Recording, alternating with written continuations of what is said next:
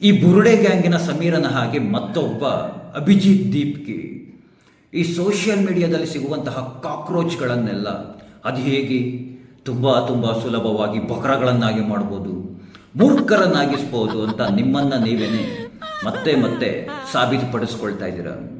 ಈಗಿನ ಜನ್ರೇಷನ್ ಅದು ಯಾವ ರೀತಿಯಾಗಿ ಅಂದರೆ ರಾತ್ರಿ ಯಾರನ್ನು ಬೇಕಾದ್ರೂ ಫೇಮಸ್ ಮಾಡಿಬಿಡ್ತಾರೆ. ಅವರ ಅಜೆಂಡಾಗಳೇನು, ಅವರ ಐಡಿಯಾಲಜಿಗಳೇನು, ಅವರ ಬ್ಯಾಕ್ಗ್ರೌಂಡ್ ಏನು, ಇದ್ಯಾವುದ್ರ ಬಗ್ಗೆನೂ ಏನು ರಿಸರ್ಚ್ ಮಾಡೋದಿಲ್ಲ. ಯಾವುದ್ರ ಬಗ್ಗೆನೂ ಏನು ರಿಸರ್ಚ್ ಮಾಡ್ದಿಲ್ಲೇ ಸುಮ್ಮನೆ ಬ್ಲೈಂಡ್ ಆಗಿ ಬಕರ ಕುರಿಗಳ ಹಾಗೆ ಒಂದು ಕುರಿ ಬ್ಯಾ ಅಂದರೆ ಸಾಕು, ಏನು ಹೇಳಿ, ಒಂದು ಕುರಿ ಬ್ಯಾ ಅಂದರೆ ಸಾಕು, ಬ್ಯಾ ಅಂದಂತಹ ಕುರಿಯ ಹಿಂದೆ ಎಲ್ಲ ಕುರಿಗಳು ದಂಡಾಗಿ ಹೋಗಿ ಹಳ್ಳಕ್ಕೆ ಬಿದ್ದು ಬಕರ ಆಗಿಬಿಡ್ತವೆ. ಅಲ್ಲ ಕೊಂಡ್ರು, ಇತ್ತೀಚೆಗೆ ಈ ಬುರುಡೆ ಗ್ಯಾಂಗಿನ ಸದಸ್ಯ ಸಮೀರ AI ವಿಡಿಯೋವನ್ನು ಮಾಡಿ ಇಡೀ ರಾಜ್ಯದ ಜನರನ್ನು, ಯುವಕರನ್ನು, ಯುವತಿಯರನ್ನು ಎಲ್ಲರನ್ನ ಬಕರ ಮಾಡಿದ್ದಾನೆ. ಆತ ಬಕರ ಮಾಡಿದ ಯಾರನ್ನ? ನಿಮ್ಮನ್ನು ತುಂಬ ಚೆನ್ನಾಗಿ ಬಕರ ಮಾಡಿ ಅವನ ಉದ್ದೇಶಗಳೇನಿತ್ತು, ಅವನ ಅಜೆಂಡಾಗಳೇನಿತ್ತು ಅದನ್ನು ತುಂಬ ಚೆನ್ನಾಗಿ ಈಡೇರಿಸ್ಕೊಂಡ. ಆತ ಬಕರ ಮಾಡಿದ್ದು ನಿಮ್ಮನ್ನು, ಯುವ ಜನತೆಯನ್ನು. ಈಗ ಇಲ್ಯಾರೋ ಒಬ್ಬ ನಾನು ಕಾಕ್ರೋಚ್, ನಾನು ಜಿರ್ಲೆ ಅಂತ ಹೇಳ್ಕೊಂಡೊಬ್ಬ ಬಂದಿದ್ದಾನೆ. ಆತನನ್ನು ನೋಡಿ ಇಲ್ಲಿರುವಂತಹ ಮೂರ್ಖರುಗಳು, ಅಯೋಗ್ಯರುಗಳೆಲ್ಲ ನಾನು ಕಾಕ್ರೋಚ್, ನಾನು ಜಿರ್ಲೆ, ನಾನು ದೇಶವನ್ನು ಸ್ವಚ್ಛಗೊಳಿಸ್ತೀನಿ ಅಂತ ಕುಣಿದಾಡ್ತಾ ಇದ್ದಾವೆ, ನೆಗೆದಾಡ್ತಾ ಇದ್ದಾವೆ. ಅಲ್ಲ ಕೊಂಡ್ರು, ಕಾಕ್ರೋಚ್, ಜಿರ್ಲೆ ಅಂದ್ರೇ ಗಲೀಜು, ಅವುಗಳು ಇಷ್ಟಪಡೋದೇನೆ ಗಲೀಜು, ಅವುಗಳು ಹುಟ್ಟೋದೇ ಗಲೀಜಲ್ಲಿ, ಅವುಗಳು ಬೆಳೆಯೋದೇ ಗಲೀಜಲ್ಲಿ. ಇಂತಹ ಗಲೀಜಿನಲ್ಲಿ ಹುಟ್ಟಿ ಗಲೀಜಿನಲ್ಲಿ ಬೆಳೆದೇನೆ ದೇಶವನ್ನು ಸ್ವಚ್ಛಗೊಳಿಸ್ತೀರಾ? ನಿಮ್ಮ ಮುಖಗಳನ್ನ ನೋಡ್ಕೊಳ್ಳಿ ಕನ್ನಡಿಯಲ್ಲಿ ಒಮ್ಮೆ ಹೋಗಿ. ಅಲ್ಲ ಕಾಣ್ರು, ಪಾಪ ಉಪೇಂದ್ರರವರು ಆನ್ಲೈನಲ್ಲೇ ಪ್ರಜಾಕೀಯ ಪಕ್ಷವನ್ನು ಕಟ್ಟಿ ಆನ್ಲೈನಲ್ಲೇ ಪ್ರಜಾಕೀಯದ ವಿಚಾರಗಳನ್ನೆಲ್ಲ ಅಷ್ಟು ತುಂಬ ಚೆನ್ನಾಗಿ ತಿಳಿಸ್ತಾ ಇದ್ದಾರೆ. ಪ್ರಜಾಕೀಯದ ವಿಚಾರಗಳೇ ನಿಮಗೆ ಅರ್ಥ ಆಗಲಿಲ್ಲ. ಅಲ್ಲಿ ಯಾವನು ಅಮೇರಿಕದಲ್ಲಿ ಕೂತ್ಕೊಂಡು ಒಂದು ಜಿರ್ಲೆ ಪಕ್ಷವನ್ನು ಕಟ್ಟಿದ್ದಾನೆ.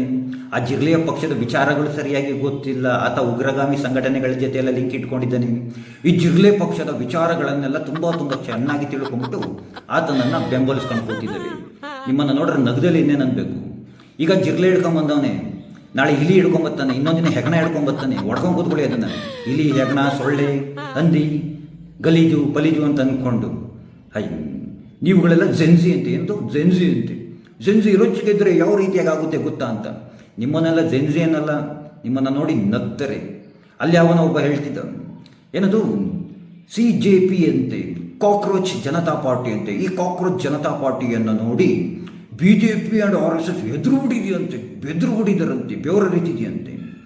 ಮನೆಯಲ್ಲಿರುವಂತಹ ಮಕ್ಕಳೇನೇ ಜಿರ್ಲೆಗಳನ್ನು ನೋಡಿದ್ರೆ ಹಳೆ ಮೆಟ್ ತೊಗೊಂಡು ಎಕಡದಲ್ಲಿ ಓಡಿಸ್ಬಿಡ್ತಾರೆ, ಸಾಯಿಸ್ಬಿಡ್ತಾರೆ.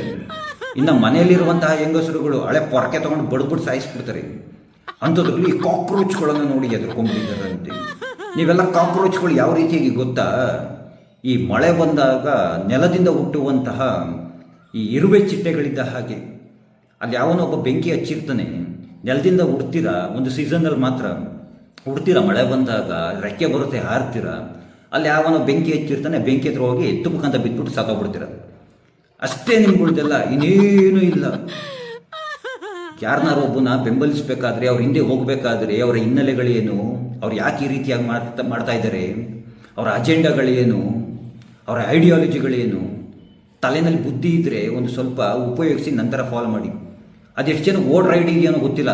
ನಾನು ಕೆಲವೊಂದಷ್ಟು ಜನ ನೋಡ್ತಾ ಇದ್ದೆ, ಐ ಆಮ್ ಕಾಕ್ರೋಚ್ ಅಂತ ಹಾಕೊಂಡು ಕುಣಿತಾ ಇದ್ದೇವೆ. ನೀವು ಯುವ ಜನತೆನ, ಜೆನ್ಸಿನ ನೀವುಗಳೆಲ್ಲ, ಅಯ್ಯೋ, ಒಂದು ಯುವ ಜನತೆ ಅಂದರೆ ಒಂದು ಐಡಿಯಾಲಜಿ ಇರಬೇಕು, ಒಂದು ಸಿದ್ಧಾಂತ ಅನ್ನೋದಿರಬೇಕು. ನಾನು ಇದನ್ನು ಮಾಡ್ತಾ ಇದ್ದೀನಿ ಅನ್ನೋಗಿರಬೇಕು. ಸೊ ಮೊನ್ನೆ ಅಲ್ಲಿ ಯಾವನ ಹೇಳ್ತಾನಂತೆ, ಇವ್ರು ಮಾಡ್ತಾರಂತೆ. ಇವತ್ತು ಹೇಳಿದ್ನಲ್ಲ, ಇವತ್ತು ಜಿರ್ಲೆ ಹಿಡ್ಕೊಂಬಂದವನೇ, ನಾಳೆ ಕಾಗೆ ಹಿಡ್ಕೊಂಬತ್ತಾನೆ. ನಾನು ಕಾಗೆ, ನಾನು ಹಂದಿ, ನಾನು ನಾಯಿ ಅಂದ್ಕೊಂಡು ಕುಣಿತಾ ಇರಿ. ಬದಲಾಗ್ರಿ ಯುವ ಜನತೆ. ನಿಮ್ಮನ್ನು ನೋಡೋದು ನನಗೆ ನಗು ಬರ್ತಾ ಇರುತ್ತೆ. ಏನು ಮಾಡೋದಕ್ಕೆ ಆಗೋದಿಲ್ಲ, ಸೋಷಿಯಲ್ ಮೀಡಿಯಾ ಜಗತ್ತು ಅಂತ ಹೇಳ್ತಾ. ಆ ಕೃಷ್ಣ ನಿಮ್ಗೆಲ್ಲರಿಗೂ ಒಳ್ಳೆಯದನ್ನು ಮಾಡಲಿ. ಎಲ್ರಿಗೂ ಧನ್ಯವಾದಗಳು. ಜೈ ಶ್ರೀ ಕೃಷ್ಣ.